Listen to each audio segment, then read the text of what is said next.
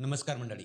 महाराष्ट्रात जर एखाद्या अधिकाऱ्याचं नाव घेतलं आणि प्रशासकीय वर्तुळात खळबळ उडाली तर तो माणूस म्हणजे तुकाराम मुंडे. पुन्हा एकदा मुंडे साहेब चर्चेत आहेत आणि यावेळी रणांगण ठरलंय विदर्भातील वर्धा. वर्ध्याची ओळख म्हणजे गांधीजींचा विचार आणि सोबतच ऐतिहासिक गोरस भंडार. पण आता याच गोरस भंडारावर FDA म्हणजेच अन्न व औषधी प्रशासन खात्याने अशी काही धडक कारवाई केली की अख्ख्या विदर्भात नवा वाद पेटलेला आहे. कारवाई नियमांची की अधिकारांची? दादागिरी. लोक का रस्त्यावर उतरताय आणि मुंडे साहेबांनी नक्की काय बाहेर काढलंय? आज ज्ञानगंगाच्या व्हिडिओमध्ये आपण सगळं काही उघडं करणार आहोत. शेवटपर्यंत बघा, कारण विषय गंभीर आहे. नमस्कार मित्रांनो, मी गंगाधर तितिरमारे.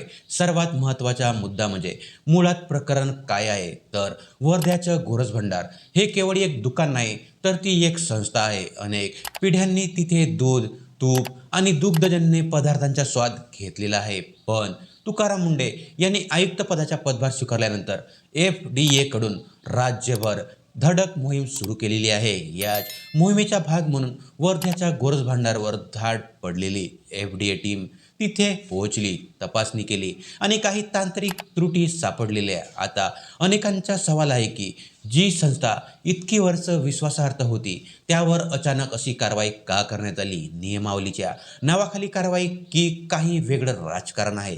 हे सगळं समजून घेणं खूप महत्त्वाचं आहे. आता दुसरी बाजू बघूया. तुकाराम मुंडे यांना ओळखणारे लोक जाणतात की त्यांच्यासाठी कायदा म्हणजे कायदा. मी नियमावर चालणारा माणूस आहे असं ते नेहमी सांगत असतात. FDA आयुक्तांच्या खुर्चीवर बसल्यावर त्यांनी स्पष्ट केलंय की लोकांच्या आरोग्याशी खेळणाऱ्या कोणालाही मी सोडणार नाही.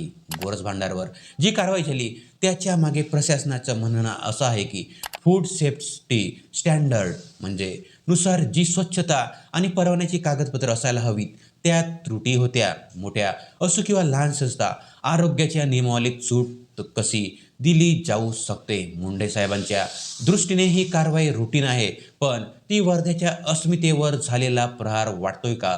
हेच खरं कोडं आहे. वर्धेत सध्या वातावरण चांगलंच तापलंय. स्थानिकांचं म्हणणं आहे की गोरस भांडारवर कारवाई झाली पण ज्या पद्धतीने व्हायला होती ती योग्य नाही. एखाद्या गुन्हेगारासारखी वागणूक या ऐतिहासिक संस्थेला देणे हे वर्धेकरांच्या जिव्हारी लागलेले आहे. यामध्ये नेते मंडळीने आता यात उडी घेतलेली आहे. काहींना वाटते की मुंडे साहेबांचे सोबाजीचे प्रकार आहेत तर काहींना वाटतं की अशा कारवाईमुळे शुद्धता टिकून राहील. सोशल मीडियावर दोन गट पडलेले आहेत. एका बाजूला कायद्याचं राज्य हवं म्हणणारे लोक आहेत तर दुसऱ्या बाजूला संस्थेचा वारसा जपला पाहिजे म्हणणारे लोक आहेत. आता प्रश्न उरतो कोणाचं बरोबर आहे? बघा मंडळी, तुकाराम मुंडे यांनी आजवर अनेकदा सिस्टमला धक्का दिलेला आहे. कधी RTOमध्ये, कधी महानगरपालिकेत तर आता FDA मध्ये. त्यांची कार्यपद्धती अशीच धडक राहिलेली आहे. पण या धडक कारवाईमुळे काही वेळा लोकांच्या मनात अतिरेकपणाबद्दल शंका निर्माण होऊ शकते का? यामध्ये दुसरीकडे अन्न भेसळीचे प्रकार राज्यात वाढत असताना अशा प्रकारच्या कारवाईचं स्वागतही व्हायला हवं. कारण गोरस भांडार जर नियमांच्या बाहेर असेल तर कारवाई झालीच पाहिजे. पण ती करताना जी सामाजिक संवेदनशीलता हवी ती या प्रकरणात दिसून आलेली आहे का? हाच वादाचा मुख्य मुद्दा आहे. यामध्ये मित्रांनो, तुकाराम मुंडे विरुद्ध गोरस भांडार ही केवळ एक कारवाई नाही तर हे दोन विचारांचं युद्ध आहे. एका बाजूला कायद्यांचं काटेकोरपणे पालन आणि दुसऱ्या बाजूला सामाजिक वारसा आणि विश्वास. यामध्ये तुम्हाला काय वाटतं?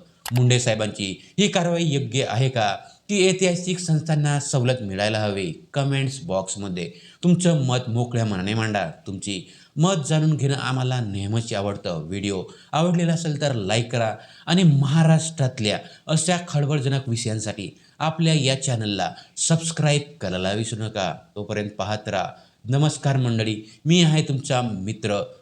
पुन्हा भेटूया अशाच एका दणदणीत विषयासोबत. तोपर्यंत पाहत राहा ज्ञानगंगा, आपल्या हक्काचे चॅनल. तोपर्यंत धन्यवाद. नमस्कार.